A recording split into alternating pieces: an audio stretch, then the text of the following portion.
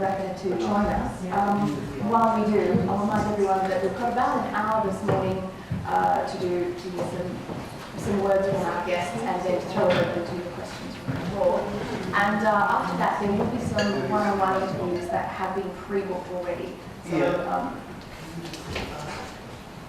there's still one more person to sit on the end, so I think we need to allow room for Rebecca on the end.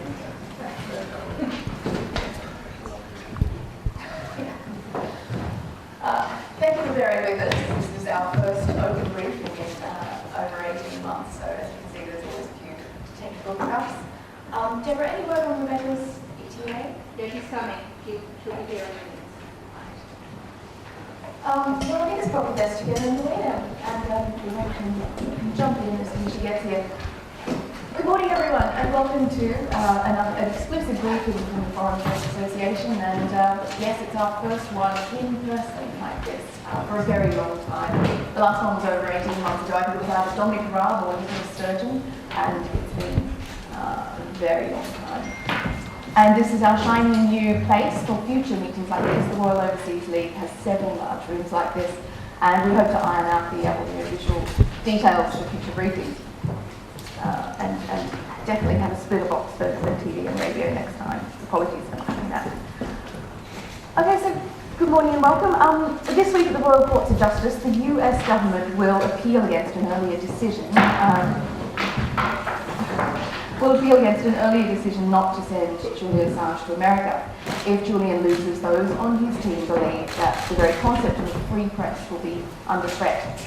So to talk about this morning, we are very privileged to have with us again Kristen Huffington, the editor-in-chief of WikiLeaks, and Stella Morris, the first time in person at a briefing, we're very happy to say, Julian's partner and lawyer.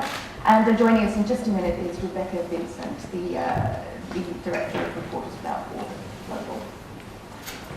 So to start us off, please, Stella, we'd love to hear from you. What can you tell us as we head into this week's trial about Julian's mental and physical state? Well, I saw Julian yesterday in Beaumont prison, and he was looking very unwell. Worried about him because he was wearing a t-shirt. Oh, sorry. Sorry. I did a march, so my voice isn't. I saw Julian yesterday.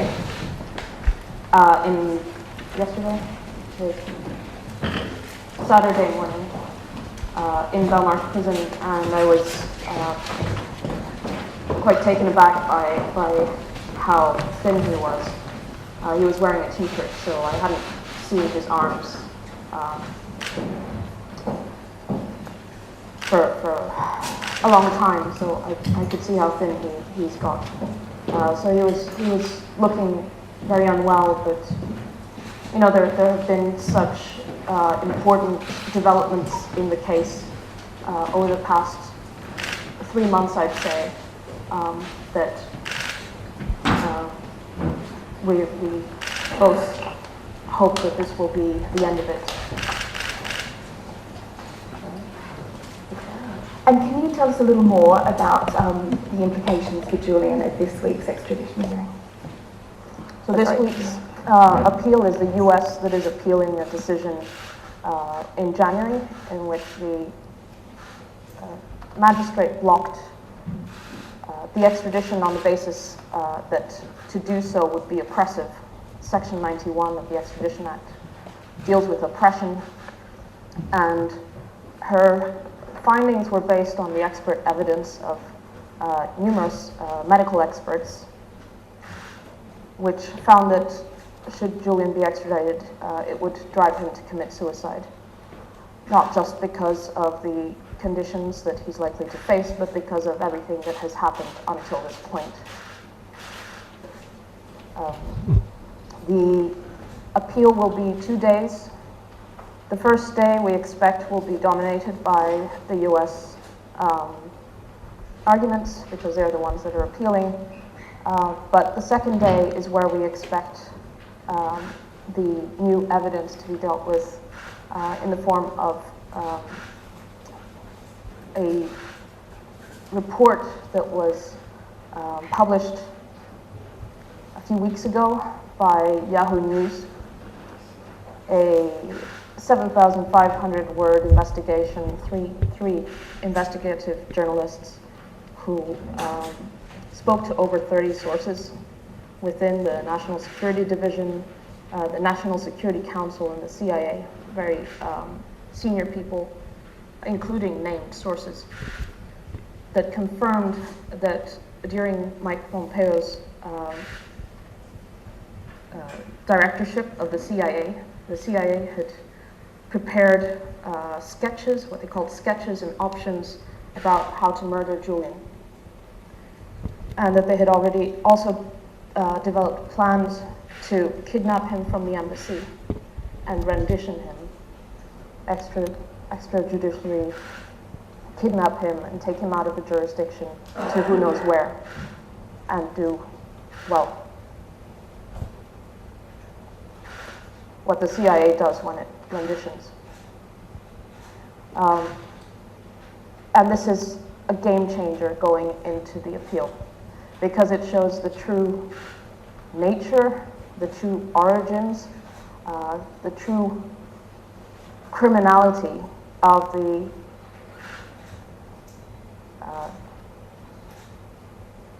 US actions against Julian, and it completely taints any semblance of legality of this extradition appeal that we're going into. And I know this must be difficult for you, but how has that? What effect has that had on you? These extraordinary reports from Yahoo. It's confirmation for what I already knew, because while we were inside the embassy, it was a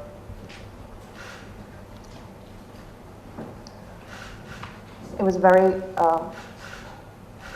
oppressive environment, and towards the end, I'm saying more or less from, I'd say, March 2018 onwards, but it became more and more so. But at the same time, there were lots of reports that Ecuador was about to force Julian out of the embassy. So essentially the Ecuadorian government under the new president, Lenin Moreno, had struck a deal with the US. And we know this now because just after Julian was arrested, some whistleblowers in Spain who had been working inside the embassy in the security company went first to El País and then to the police to report the illegal activities, operations that they had been carrying out against not only Julian, but his lawyers and our baby and me and my mom, and amongst other things. And so we had that side, we had kind of the operational part of what was going on, and these whistleblowers said that they were working for the CIA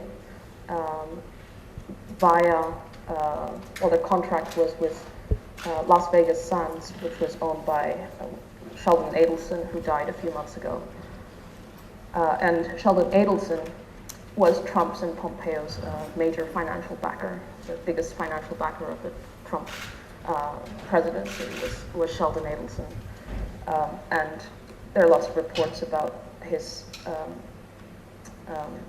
incredible influence on Trump's policies in the Middle East. So these whistleblowers provided not just their own testimony, but a lot of data, emails, pictures, videos from those operations that they had been carrying out. And those emails show how it wasn't just incidental CCTV spying or CCTV security inside the embassy. No, it was targeted surveillance, targeting Julian's lawyers by name, recording meetings, and then physically taking them to Las Vegas, and also traveling to Virginia, where the Eastern District of Virginia court is. And so we had this extraordinary situation where the operational end of it was known to us more or less a few months into Julian being incarcerated in Belmarsh in 2019. By September, the Spanish court, High Court, it's like the equivalent of the High Court here, the Audiencia Nacional, had opened an investigation into the CEO of this company, UC Global, and had arrested him. And they conducted raids at his office and at his home. And at his home they found more material, but among the things they found were 2 handguns, one loaded, with their serial numbers filed off. So we were literally inside the embassy with a group of mercenaries, and one of the things that they disclosed to the Spanish investigation is that they discussed poisoning Julian inside the embassy. And they discussed leaving the door open so that deniably he could be kidnapped from the embassy, taken out of the embassy, and they didn't know what happened. And the poison plot was being looked at, and they said that they were afraid that Julian had installed a camera inside the fridge, so it was not viable to poison his food. And that was a fridge that I was constantly eating from. You know, I was pregnant twice during that period, and it's just,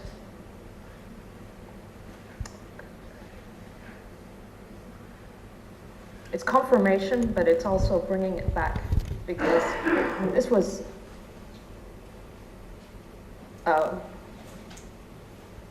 it was a really terrifying environment. You know, at one point, I stopped going into the embassy because it was so harassing, and I was 6 or 7 months pregnant at the time. I'm trying to conceal that fact because I didn't know how Ecuador would use it to expel Julian, if it would be used as an excuse to expose him to extradition, to drive him out, or also for my own safety.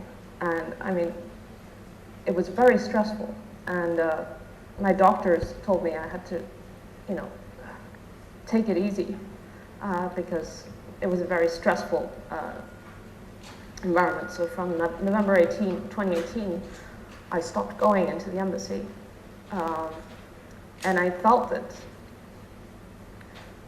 it felt like we were prey. It felt like Julian was prey, and because I was the person who was closest to Julian, I felt that I was very clearly a target. And it's clear that I was a target from the emails that the Spanish investigation has produced.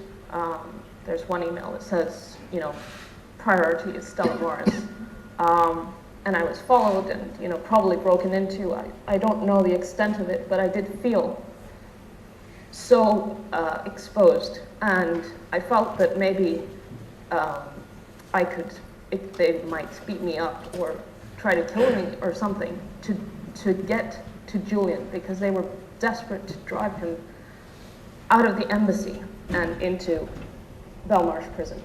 And so now we have this extraordinary situation where we have this investigation by Yahoo News and these high-level officials that were disgusted with what was going on, what was being planned, who have now gone on record to expose what was going on. But I think it would be wrong to suggest that this is just Pompeo going rogue. In that article, there are a lot of details, should be read in detail, about how the plans that were being elaborated were also to kill others in European countries. We don't know who those were. I mean, was it Kristen? Yeah. Well, on that, and thank you, I know how difficult this is to talk about, but we really appreciate you sharing this with us. Well, Kristen, on that same report, indeed, it did say the CIA had plans for, quote, extensive spying on WikiLeaks associates, sowing discord amongst the group's members and stealing their electronic devices. This seems like stuff out of a spy novel. Yeah, I mean, it doesn't surprise us after the declaration by Pompeo in 2017 that he viewed WikiLeaks as a non-state hostile intelligence service. There are not many people that picked up on that. What does that mean? What we knew at that point, that it had to mean basically that we were being targeted as a hostile spy group or terrorists, so anything would be allowed. And I mean, what is allowed against a hostile spy? Yes, what would normally be considered illegal, as wiretapping, physical surveillance, stealing equipment, and even assassination. I mean, that was what was on the table, and we knew at that time that we need to be careful, but this has been basically the reality for 10, 11 years now. It is the repercussion that when you expose the secrets of the empire, it will come back at you. But I've been asked many times, were you surprised by the Yahoo story that came out a month ago? And unfortunately, I have to say I wasn't. And that is a sorry thing to say, that you are not surprised that at the highest level of government in the United States, a plan is being concocted, which basically, in its essence, is no different from the plan that the Saudis were concocting against Khashoggi in Turkey around about the same time. The only difference is that the Khashoggi plan was carried out, but the intention is the same, and the victims are the same, journalists. So this is the seriousness of the matter, and it feels almost absurd after everything that has been unearthed in the, not just as Stella mentioned, in the case in Spain, spying on lawyers, spying on legally privileged communication, stealing of documents. Let's not forget that Baltasar Garzón's office in Spain was broken into. We all knew that before, and the indication that there had been kidnapping or plots of poisoning. That was from the side of the people that were supposed to be protecting Julian, but were bribed into becoming basically a possible assassination squad. So you can imagine what feeling Stella had in the embassy, and for us that were visiting him, to be in this. I think Stella once called it, actually, it was like a black site in the end, and that is the truth. But before we got the news from the Yahoo story, one of the key witnesses who was backing up the most damaging elements in the indictment against Julian, elements that were supposed to sort of underline the fact that or trying to undermine the fact that he's a journalist, so-called the hacking charge, although no hackings ever occurred or even is alleged to have occurred. The key witness there has last spring actually recounted his testimony and basically went on record saying that none of this happened. It is... What do you count this change of heart? I don't know. We're talking about a very troubled individual who has been diagnosed as a borderline psychopath by a court-appointed psychiatrist. So God heaven knows what changed his heart in that. But what actually is striking is that the elements in the indictment were frequently mentioned in the magistrate court here by the U.S. lawyers. It is again and again referred to in actually the ruling of Judge Barretson.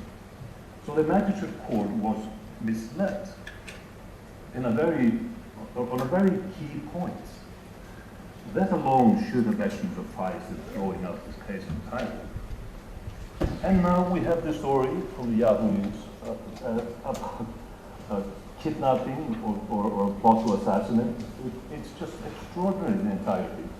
One would actually expect that under normal circumstances, we would not be going to the High Court on Wednesday. This shouldn't be in a court. This is so illegal from the beginning to the end that it's actually a farce that our justice system is being bothered with this. On this matter, there's a coalition of over 2 dozen press freedoms and human rights organizations that have called on the Biden administration to drop all charges against Julian. And Rebecca, you and RSF have been very active in that. Can you tell me more about the petition? Sure.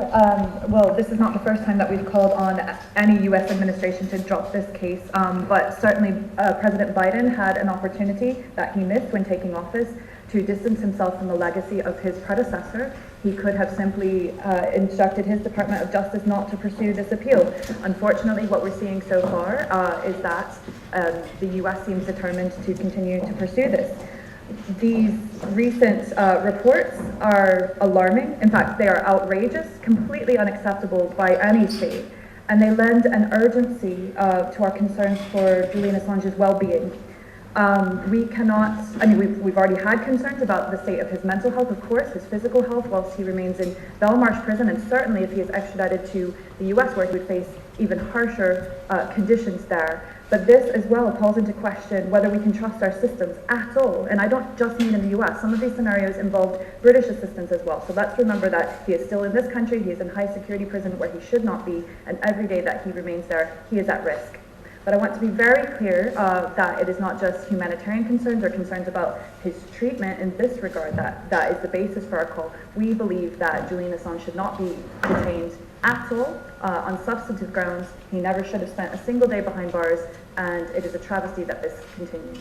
So this recent petition was triggered again by the new reports by Yahoo News, but we have been calling on the Biden administration since day one to close this case, and I will repeat that call today. None of this is inevitable. This does not have to move forward. Even Wednesday and Thursday does not have to happen. At any point, the Department of Justice could simply close this case, put this hell to a stop, put the suffering to a stop for his family, but send a message that this administration is going to live up to its words. The U.S. is trying to emerge again as a voice for human rights and free expression in the world. This case will continue to serve as a major thorn in the side of this administration and any that continues to pursue this case. So it needs to stop. Enough is enough. It's been more than a decade, and the damage has already been done. We will already not know which stories have not been told over the past 11 years now because of how Julian Assange has already been treated. But now is the time to stop it and to set a positive example going forward. And to draw you out on the upcoming hearing, you followed them very closely, and now you had an extraordinarily difficult time just getting access to witnessing his extradition hearings. What do you expect? Do you expect more of the same this week? Or? Unfortunately, currently it's more of the same. So from day one, I want to make this really clear. It's been the hardest to access case of any in my career and any that any of my colleagues at Reporters Without Borders and our international network have ever experienced. And I mean in any country, including countries with far worse press freedom records than the UK. During the entire first instance proceeding... There's a microphone here that is giving a little bit of it's a hissing. Can I just move around? Certainly. Sorry, just give us a second. It could be... It says the moving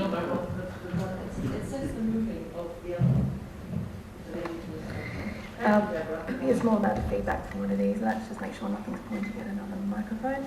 Okay. Sorry to... Hopefully if he can still hear Rebecca and if okay, Rebecca. Okay, sorry about that. Okay, it's okay.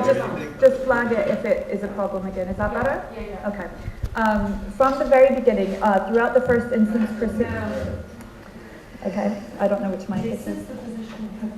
Okay, let's try one more time. Forgive me. Can you continue talking, just say what the weather's like? Sorry, we've got a lot of microphones here. It could possibly be a lapel mic. Okay, is that okay? Is that get better? Shall we try? Keep talking. Okay. This is, I'm sorry about that. No, it's all right. Okay. Yeah. Okay, testing, 1, 2, 3, 4, testing. Yeah? It is just at greater volume levels, Okay. so we'll see how. Is it helpful for me to repeat anything that I've already said? I mean, I probably will. Okay. So the first instance proceedings, Judge Vanessa Barretzer refused to recognize professional NGO observers as having any role different to the public. So she would not accredit us or allow us to have official seats in the court, which caused a series of extensive problems for us in gaining access. So we were forced to fight for very few spaces in the public gallery, which was difficult in February at Woolwich Crown Court, but that was before COVID restrictions were at play. And so we managed to get in, but it was very early queuing in winter temperatures. I mean, from 5 a.m. for a 10 a.m. hearing each day. And then in September, of course, the evidentiary proceedings went on for more than 4 weeks. At that point, sometimes they would only allow 2 people into the public gallery. So we were also not given access to the cloud video platform that some media had access to. But again, this judge did not recognize NGO observers as having a professional role to play.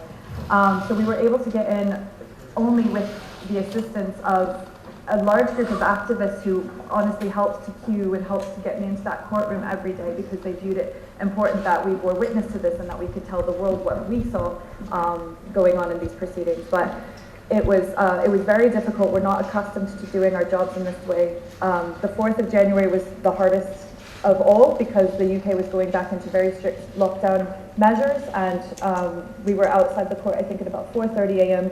Were repeatedly threatened with arrest by police who were trying to get us to leave when we were simply queuing to get into a hearing. Again, a hearing that is overwhelmingly in the public interest in a country that is meant to be committed to the principles of open justice and the right to a fair trial. We did get in, but again, it's been with great difficulty. And because of all of these restrictions, Reporters Without Borders has been the only NGO that has monitored the entire extradition proceedings. So we requested access again this week. This court, I should note, the High Court did allocate us a seat in August at the very last minute, but I was able to enter court to sit there to do my job as a professional NGO observer in the way that we should have been allowed the entire time. But we've written to try to gain access this week, and I was told to write back the day before the hearing, which is tomorrow. As of now, I have no idea if we'll get in or not. We will be there outside the court if not, but I'm very much hoping to be able to do my job and to continue to document the outrageous behavior of everybody involved in the persecution of Julian Assange. Great, thank you. Well, there's so much to cover at this point. Let's open it up to you, our members. When I call on you for a question, please would you mind standing up and please say your name and the organisation that you work for. Yes, please. Thanks very much.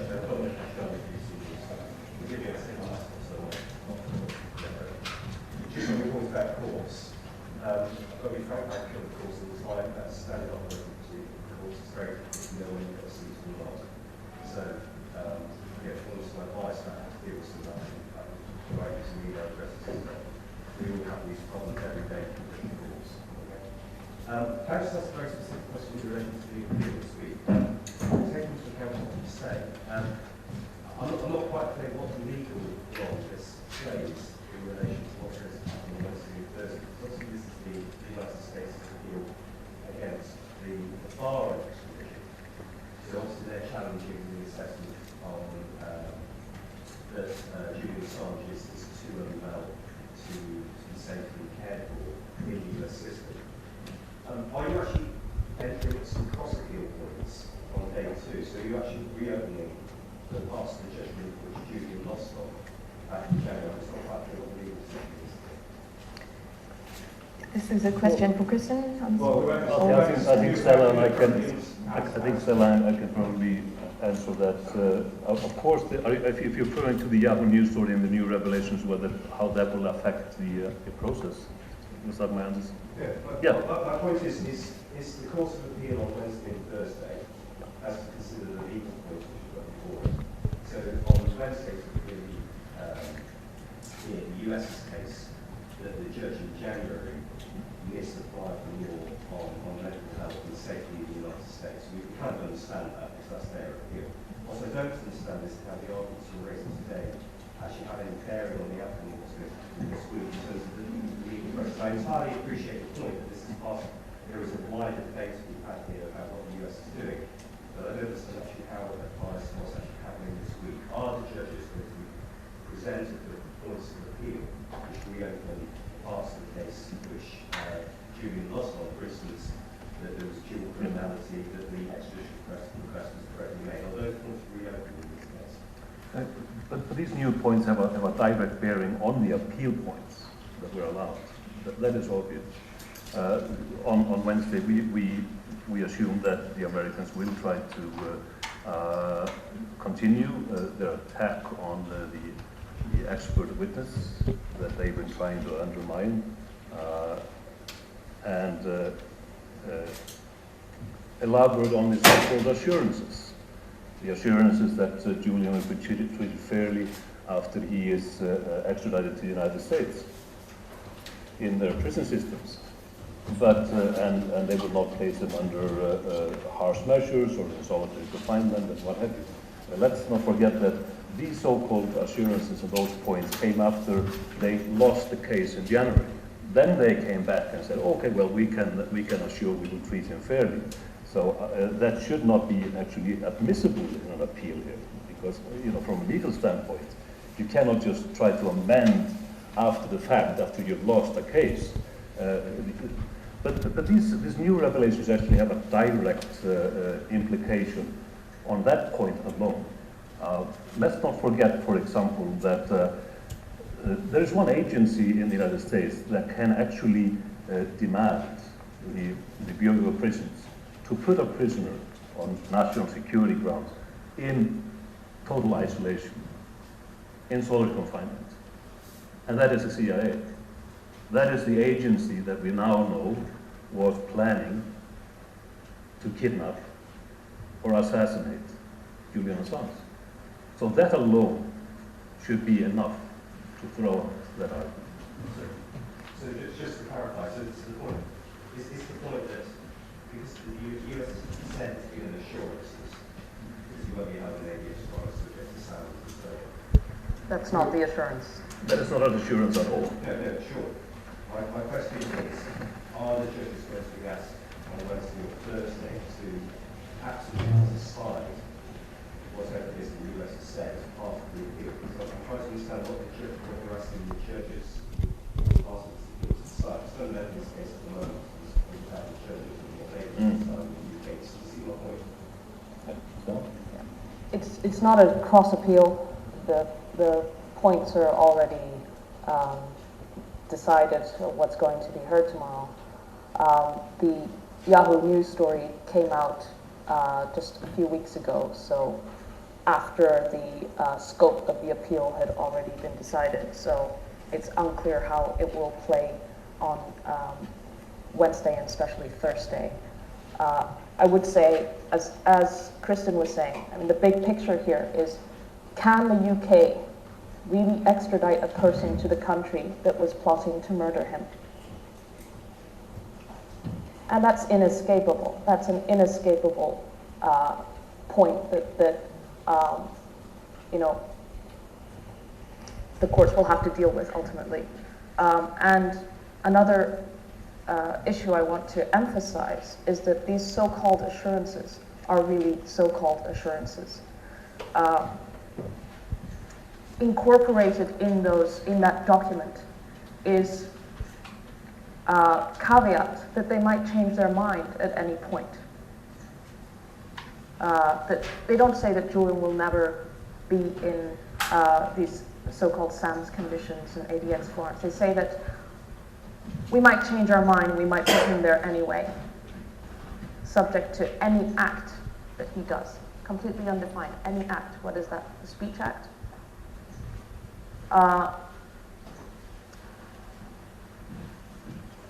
It's not about SAMs, Special Administrative Measures, or ADX Florence. On any given day in the United States, 80,000 people, every single day, are in solitary confinement conditions. Only 50 of them are under SAMs. 50. The conditions, the isolation that Julian faces doesn't come out of the whatever rubric you give solitary confinement.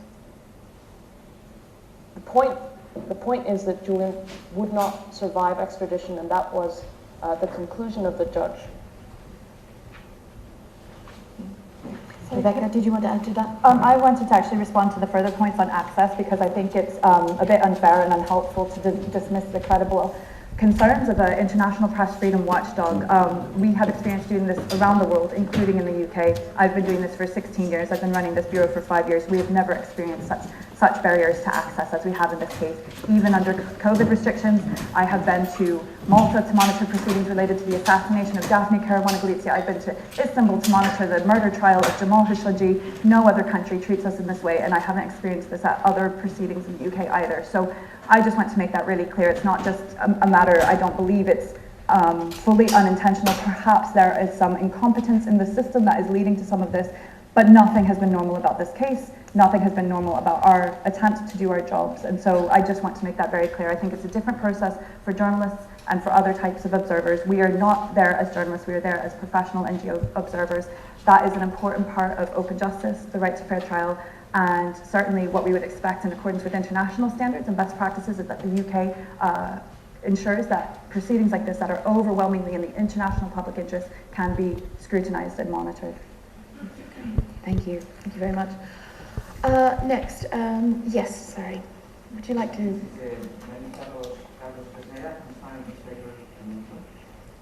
Yeah, two very simple questions. One is, how much longer could the union persist in this situation? The second one is, how important are the implications for the Spanish investigation in the final resolution of the case? Could you repeat the questions, please? Yeah, first one is, how much longer could Julian persist in this situation? And the second one is about the implications of the Spanish investigation, how important will it be to the final resolution of the case?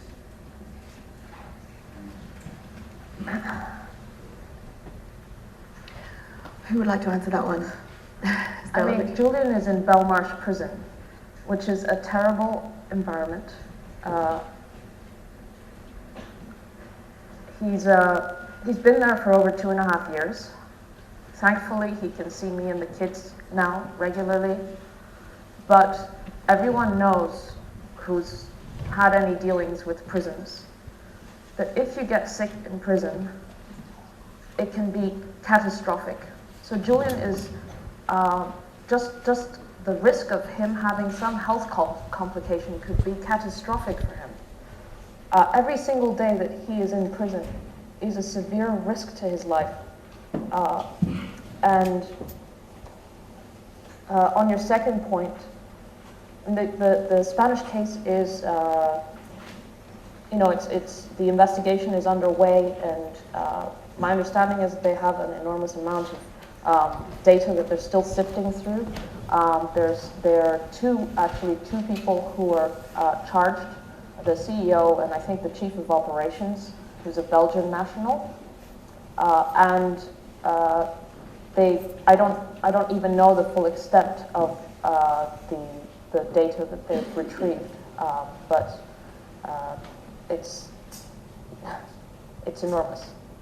So the UK judge said that she would defer to the Spanish court and its findings in relation to this case. So the implications could be enormous. Okay. Thank you. Yes, you're next. I wanted to ask to Mr. Christina Rapson. The majority of the Western mainstream media just recently discovering that Julian And when they do, they mostly concentrate on the personal case, which is also great, but they still are not speaking about the war crimes that the Western governments perpetrated in 20 years.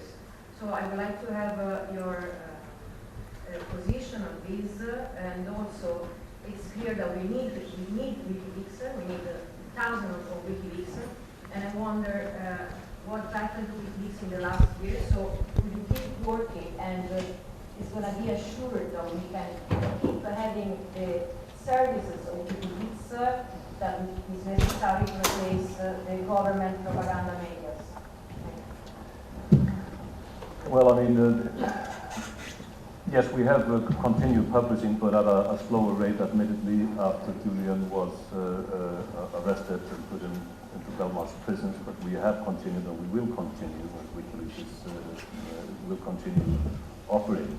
You are quite right, and this is not a new thing, and it is almost, as you're asking me, to place a judgment on journalists for overlooking so many aspects of what has been going on in the last 20 years.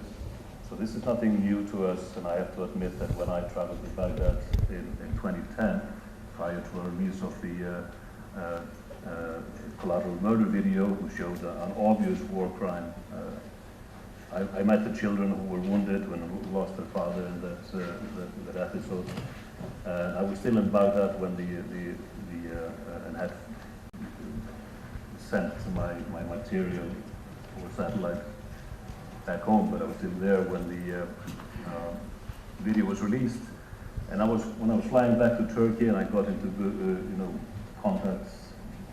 internet contact, and I was still always expecting the outcry to happen, but it didn't happen in the mainstream media. It didn't happen. And I was waiting, maybe it will happen on day 2, maybe it will be a cycle. And I was very disappointed, I have to say. The general public did have direct access to that video, and the outcry was with the public, but the largest focus on that point was, what is WikiLeaks? And who is this guy, Julian Assange? So the war crime was sort of in third place. This hasn't changed much, and this is still a problem. And in part, that is why we need WikiLeaks and other organizations of that sort, because we need to have the evidence available. It has to be there, because at the end of the day, one of the most important role of journalists is bring justice, and one form of bringing justice is actually to bring forth the evidence to actually bear witness to war crimes and other crimes. I hope that answers your question. Great, thank you. Another, yes, please. Radio, and I was wondering, could you elaborate on the possible outcomes of what happened during the 2 days? So if the US would win that case, I think you would appear at the Supreme Court, or what would happen out of that if they don't win? What would be the next steps? I mean, it would solve the situation.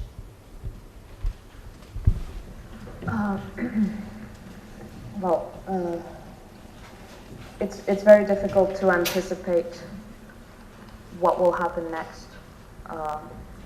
If the U.S. manages to win, then we'll be basically set back to the position we were on January 4th, as if we had lost.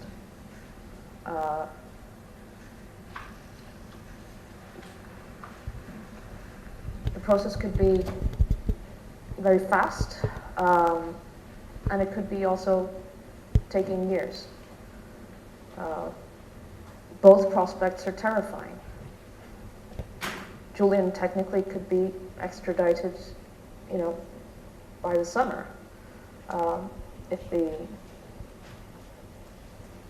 High Court refuses. I don't want to go into the various branches, but it's possible.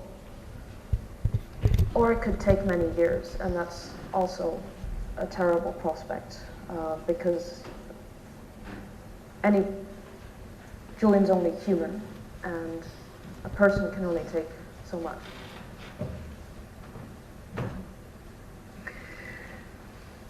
It's just simply, in my mind, it is unthinkable that the High Court will come to any other decision but to uphold the Magistrate Court decision, not to extradite Julian Assange. Anything else is totally unacceptable. It would be such a stain on the system in this country that I certainly hope there will be enough pressure and realization how devastating it would be for this country if somehow the judges would come to the decision of reversing the Magistrate Court decision. But at the end of the day, of course, that would only be half a victory if Julian is set free from Belmarsh, and of course, I mean, that would be a huge step forward. But at the end of the day, the Biden administration needs to come to terms with that they have lost this. This is just cannot continue. With all the information that has come forth, the Attorney General in the Biden administration must call this off and drop the charges. Thank you. Rebecca, did you have anything to add to that? I know you've, speaking on UK involvement, you've called for an investigation into what involvement the UK may have had in the CIA's grand plans. Has anything come of that? We haven't called for an investigation. I think we just commented on our substantive concerns in that regard. We focused more on the core of this case, the legal proceedings. Like Kristen, I very much hope that we will see the first instance ruling upheld this week. That would be the best possible outcome. We worry that even if that were the scenario, that Julian Assange will be left cruelly in detention as the US continues to pursue its appeal.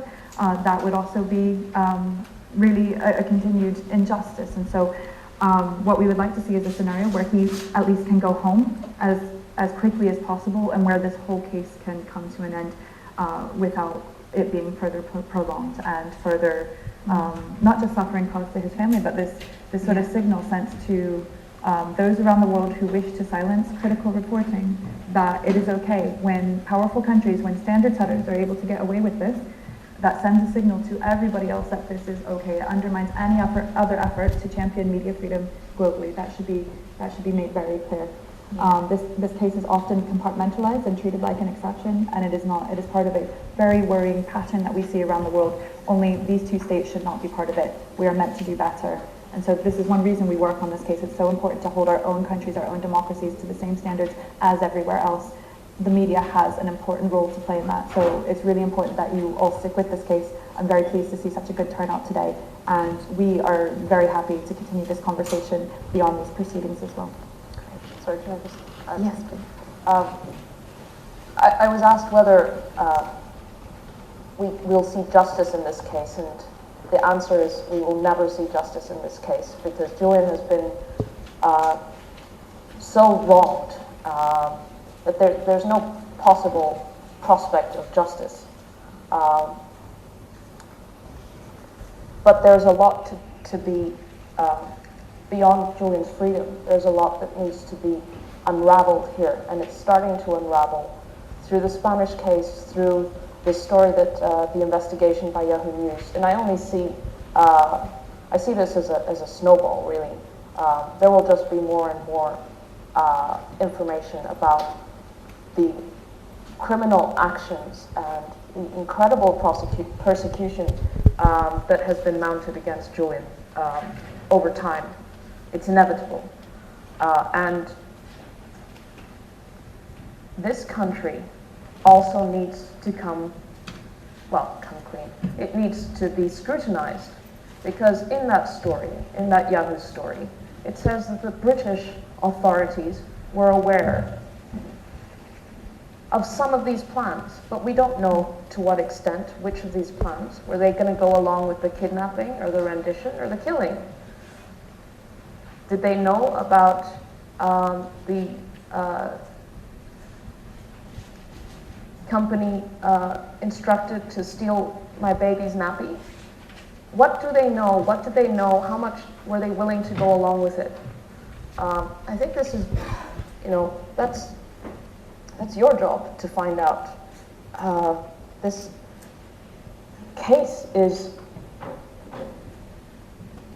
an attack on journalism. And again, in that piece, it talked about how in 2013, US authorities were trying to redefine Laura Poitras and Glenn Greenwald, but Ewan McCaskill was also working on those Snowden materials as information brokers in order to target them in a similar way to which the CIA then used the targeting of WikiLeaks by calling it a non-state hostile intelligence service. So this preceded WikiLeaks. This goes back to 2013 at least. And in 2013, the Fox News reporter James Rosen was called by the DOJ a co-conspirator with his source in the State Department. This is not just about Julian. This is a long-standing trend, and they were trying in 2013, and then in 2017, they actually did it. And now that precedent has been set, and all of you have to push back. And you have to understand that this is about your jobs. Julian is not a US citizen. He was working from this country, invited here by The Guardian to work on the Iraq war logs and the Afghan war diaries and the State Department cables. And he was publishing together with European publishers. He has nothing to do with the United States, except he was exposing their crimes. And now they're using their laws to go after him extraterritorially. And just because it's called the Espionage Act, it doesn't mean, I see this reported sometimes, he's accused of espionage. He's not accused of espionage in the normal sense of the word. That's just what the act is called, Espionage Act. The wording is so broad that it targets journalism. And this has been, it goes back to the Pentagon Papers when they were considering going after the Washington Post and New York Times with the Espionage Act, because it's from 1917, it's incredibly broadly worded, and it doesn't suggest that when you publish, you're publishing, it doesn't suggest that journalists are funneling information to a foreign power to benefit them. No, the wording says just disseminating information, and they've used that disseminating to mean publishing. Julian is accused of receiving, possessing, and publishing information to the public. That's not espionage. So I ask you please to stop suggesting that Julian's accused of espionage, because it's false. He's accused of journalism. Thank you. Moving along, Hugh. Thank you for waiting patiently. Hugh from Channel 7 Australia. Two quick questions. The first one is, are you expecting that following the 2 days of hearings on Wednesday and Thursday that the judges will delay a judgment being handed down for a couple of weeks or months? We don't really know how long it will take them to deliver it. We are told that usually it's 4 to 6 weeks. If it would go beyond that, we wouldn't be at all surprised.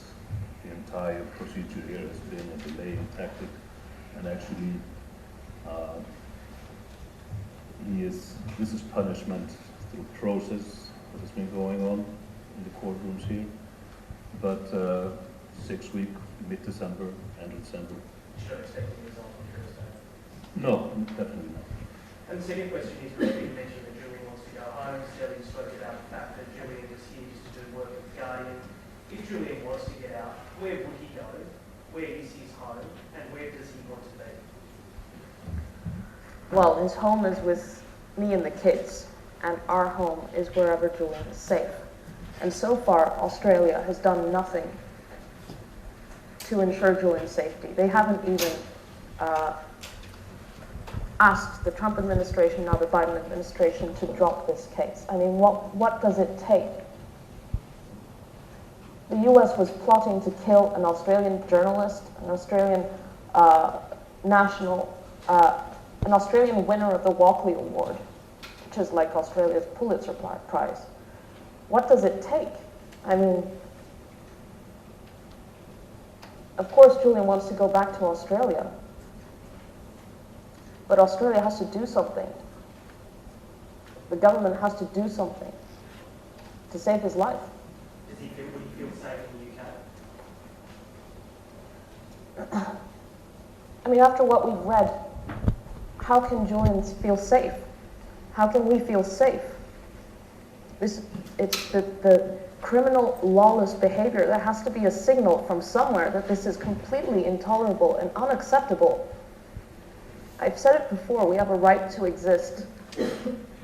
But so far, no one is acknowledging that right. So just wondering, if you're ruling out Australia and the UK, does Julian have anywhere to go? I'm not ruling out those countries. I'm saying that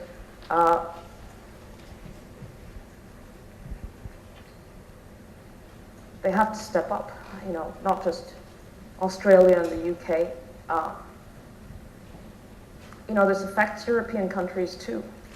That Yahoo News story said that they were planning to kill people in European countries for publishing.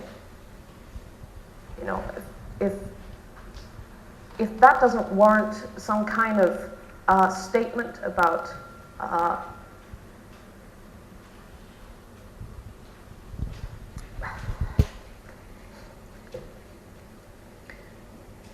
the European countries should do more, the European Union should do more. But there is a lot of support. I mean, Julian has the support from the biggest organizations, RSF, of course, Amnesty, Human Rights Watch. All the press freedom organizations are firmly behind Julian. The German federal human rights commissioner issued a statement that's very unusual.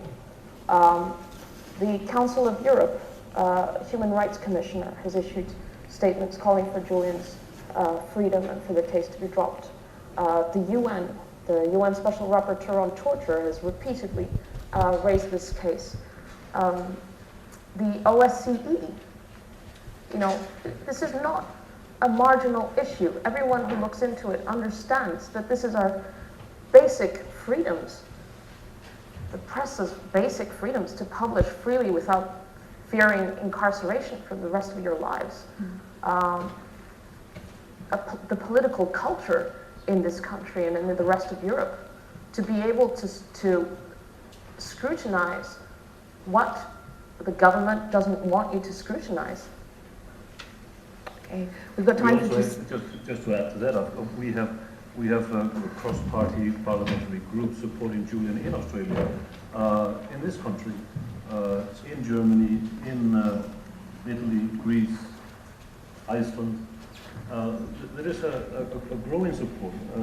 President of Mexico has offered a sanctuary in Mexico. There are signals from Switzerland that he could be saved there. But we need more signals of that nature from political leadership. This is, he has support, and that would be extremely important. Okay.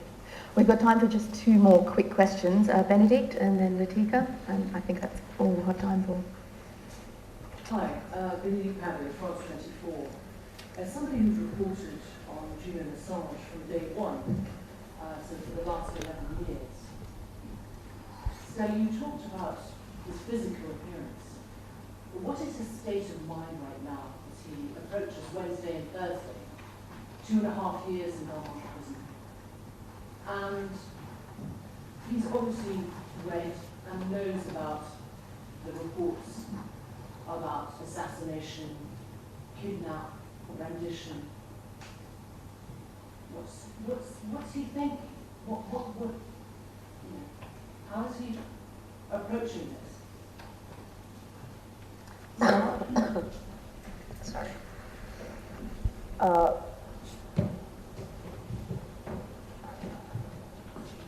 It's an ongoing struggle for him inside the embassy. Where it didn't slip. Inside the prison. It's it's very hard, especially when during the period during the lockdown where he wasn't able to see us.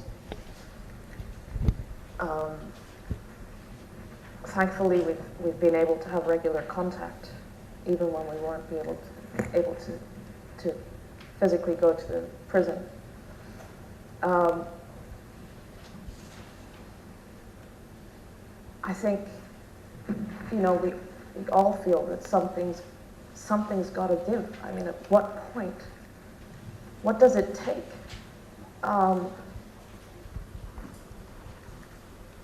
For Julian to be released, if not, you know, that the admission that he was almost killed by the country that's trying to extradite him.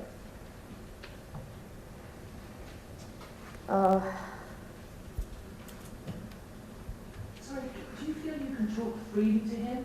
Because is this via Zoom? Do you feel that you can actually have... No, all our conversations are... I mean, Belmarsh Prison is the, they call it Britain's Guantanamo, and it was built in the 1990s to house IRA convicts. Everything is severely monitored, even though it shouldn't be. Even the video conferencing that he has with his lawyers, recently discovered that it's backdoored by design, just for technical reasons supposedly, but that means that it can be hacked even if they weren't officially monitoring it. So there's just, of course, it's not. When I visit him with the kids or without the kids, the hall where you visit is a big hall, and everyone is receiving visits at the same time. It's about 40 prisoners at the same time. There are cameras everywhere, and you know, probably microphones as well. I mean, that's the assumption, and so it's. The embassy was similar, you know. You must feel like you're never going to be free of surveillance. It stays with you. It's this threat, this constant menace stays with you. And, you know, it's... Right, thank you. Latika, did you have questions? Thank you. Latika Burke from the City on Herald. Stella, is it the case, given all that you've been saying about the lack of signals for safety in human history for you and your family, that you would feel safer living in a country like Russia compared to Britain and Australia?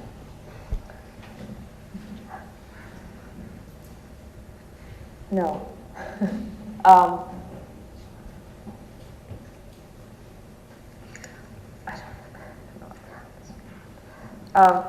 Julian wants to be able to go to Australia to see his family. His mom, who he hasn't seen for years, because she can't travel. And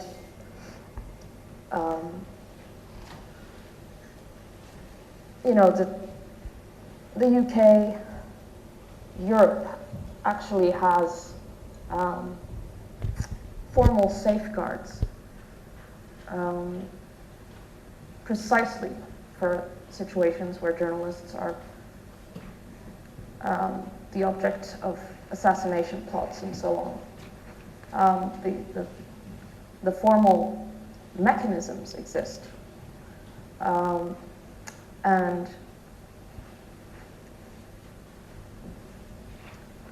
it's a test. Is it really down to politics, or do these principles actually mean something? Do these values actually mean something?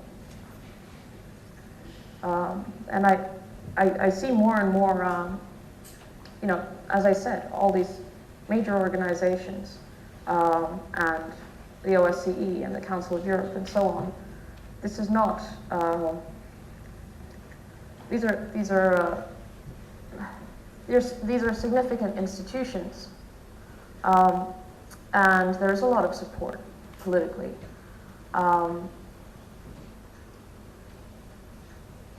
but we're not there yet. And I want to see an affirmative show of principle by the organizations, by the countries involved, that this is intolerable, that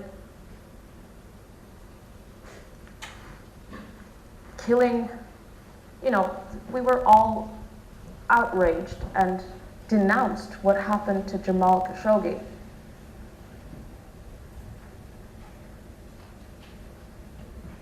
That can't depend on which country kills, right? It attaches itself to the victim. And so, this is a real test.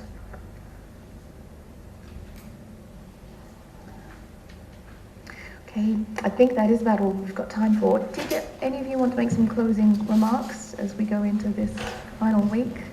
Rebecca, did you? Just to repeat our position that Reporters Without Borders fully believes that Julian Assange has been targeted for his contributions to journalism, and that the implications for journalism and press freedom will be severe and long-lasting, and not just in the US or UK, but internationally. So regardless of the specifics of the case, that principle is also there. And now is the time for solidarity. Now is the time for pressure on the states involved. Now is the time to speak out before it is too late. Because as we said many times before, this certainly will not stop with Julian Assange. Thank you. Stella. Yeah, it's not really, it's picking up on what Latika was saying, and I think it's just worth emphasizing here. By April 2017, the CIA, the Central Intelligence Agency, which is the one tasked to find out whether people, organizations are agents for foreign powers, had concluded conclusively that WikiLeaks was not a Russian agent, that it had nothing to do with Russia. And that's why they had to invent a new term, non-state hostile intelligence service, emphasis on non-state. Enough is enough. The CIA then, of course, waged a propaganda war, because the CIA has a massive propaganda unit, which we all know, and then we had former CIA officials on CNN and on MSNBC and so on, pushing a narrative which they knew was false, because that was the CIA's way of attacking WikiLeaks, of undermining WikiLeaks, of pushing the Russiagate narrative, even though they knew it was false, even though it created enormous societal and political havoc in the US, just because it was waging a war against WikiLeaks, and they knew this Russiagate narrative was a way of undermining WikiLeaks and Julian. In order to assassinate a person, you have to assassinate their character first. It was part of setting the ground for his extradition, setting the ground for reducing political support, of putting a question mark over WikiLeaks' work or motivations, which they knew was false. So enough. The CIA is the agency that is tasked with finding out this intelligence. And they concluded, and it's in the Yahoo News story, they concluded that there was no link, that WikiLeaks is independent. And because WikiLeaks publishes things that the US government doesn't like, it was fair game. That's what happened. I just want to say that there are so many untold stories in this story, and for you who are stationed here in England, there is ample material to follow up on, because I haven't seen yet. And that is what was the role of the UK government in these plots, which I urge you to try to follow up on. What we haven't mentioned here, that there is already a call up in the US Senate for an investigation into the elements of this latest Yahoo story. But what did as I said earlier, what did the UK government know? It is implied that they were fully aware of all these kidnapping plots and plans.